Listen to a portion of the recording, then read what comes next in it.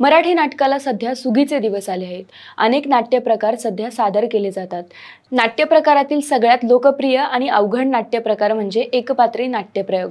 पुराण काळातील नाट्य प्रकारांची माहिती आज आपण जाणून घेणार आहोत। नमस्कार, मी श्रद्धा, तुम्ही पाहत आहात वेद मराठी मनाचा। एकपात्री नाट्यप्रयोग हा नाट्य प्रकारातील सगळ्यात अवघड आणि लोकप्रिय नाट्य प्रकार मानला जातो। या नाट्य प्रकारात एकच पात्र रंगमंचावरती येऊन स्वतः विविध पात्रांचे संवाद म्हणत अभिनय करून दाखवते। एकपात्री नाट्यप्रयोग हा मत्स्य पुराणामध्ये मुद्रा अभिनय करणाऱ्या शिवाच्या मूर्तीचे वर्णन केलेले आहे। त्यावरून नटराज हा एकपात्री नाट्यप्रयोगाचा जनक असे मानले जाते। भारताच्या नाट्यशास्त्रामध्ये भान या नाट्यप्रकार एकच नाटक करून दाखवत असल्याचा उल्लेख आढळतो। पु ल देशपांडे यांच्या बटाट्याची चाळ हा एकपात्री नाट्यप्रकार चांगलाच लोकप्रिय आहे। पु ल देशपांडे यांनी एकपात्री नाट्यप्रयोगाची विजय बहुरूपी नकलाकार व कीर्तनकार यांच्या नकला कीर्तनात असल्याचे दिसून येते। मराठी रंगभूमीवर पु ल देशपांडे यांनी अशाच एकपात्री नाट्यप्रयोगाने आपल्या कार्यक्रमांना सुरुवात केली होती।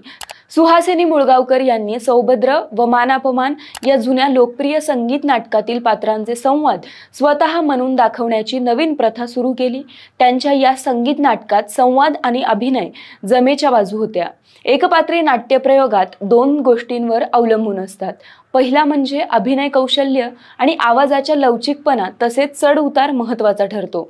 दुसरी म्हणजे संवादाची गुणवत्ता। बऱ्याच वेळा यातील संवाद प्रयोग करणारा स्वतः तयार करत असतो, त्यामुळे तो एकपात्री नाट्य लेखक आणि नट असाही असतो। दोन्ही जबाबदाऱ्या त्याला व्यवस्थितपणे पार पाडाव्या लागतात।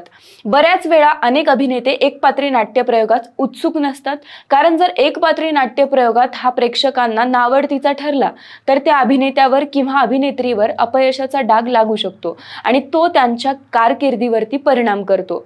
पु ल देशपांडे यांनी बटाट्याची चाळ एकपात्री नाट्यप्रयोग इतक्या सहजपणे साकारला की त्यातील प्रत्येक पात्र हे प्रेक्षकांना आवडू लागलं।